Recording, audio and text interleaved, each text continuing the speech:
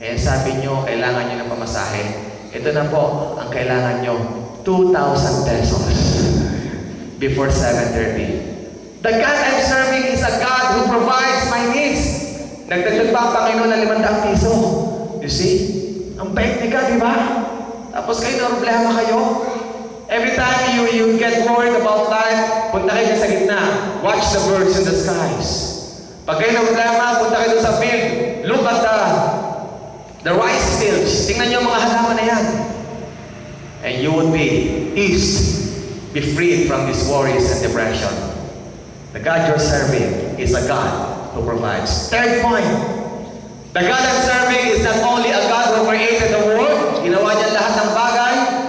The God I'm serving is the God who provides all my needs, and sometimes He gives my wants. It's really good.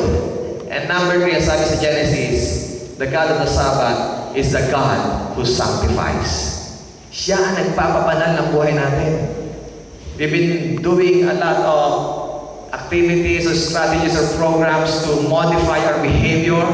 Well, it helps a little bit. But you see, when it comes to a transformation of the heart, when it comes to the transformation of our nature, sociology, education do not have its place. It only gives temporary external transformation. Ang tawag nito, behavioral change. But if you want to be changed completely, if you want to grow in grace, gusto nyo lumago, Sir Boss, ang hirap-hirap. Talagang I have struggled with smoking. Sir Boss, I have struggled with eating shrimp.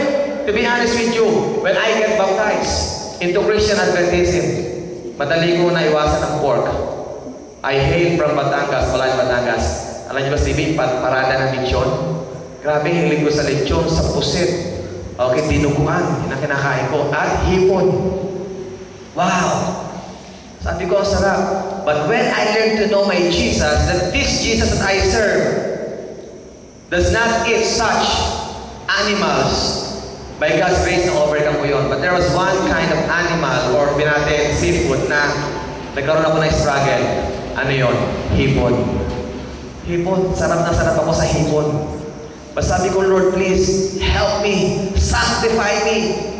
Change me. I'm really having a hard time resisting hipon. Every time I would go to restaurant or to my friend's house, nandiyan na yung tempura, nandiyan na yung mga lobster. Lord, please, this mouth, okay, is conditioned to eat such.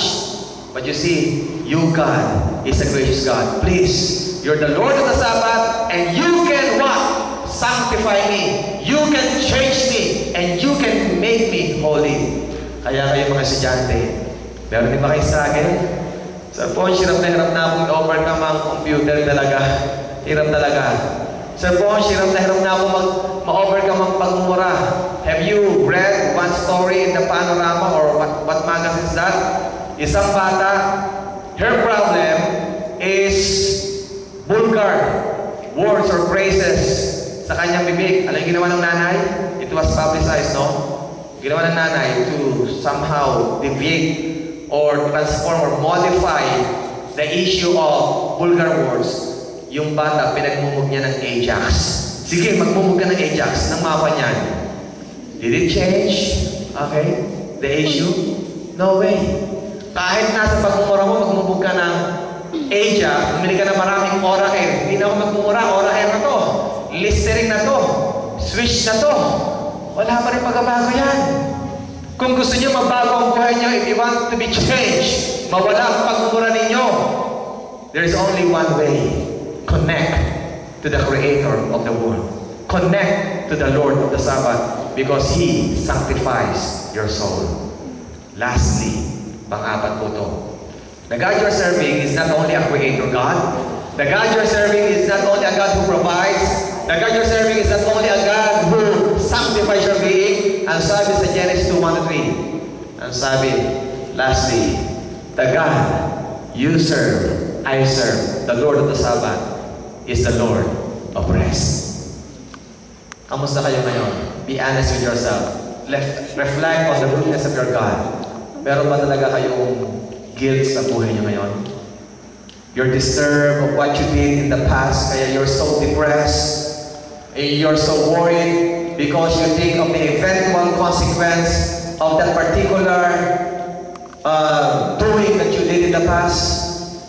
Brothers and sisters, Matthew 11, ano sabi doon?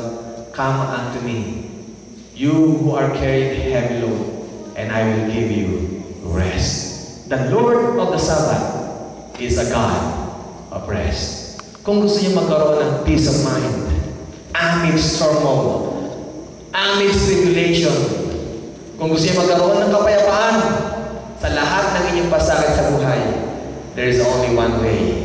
Connect to the Lord of the Sabbath. Again, brothers and sisters, the God you're serving is a creator God. The God you're serving is a God who provides. The God you're serving is a God who makes you holy. And the God you're serving is a God of rest. And He will give you peace of mind.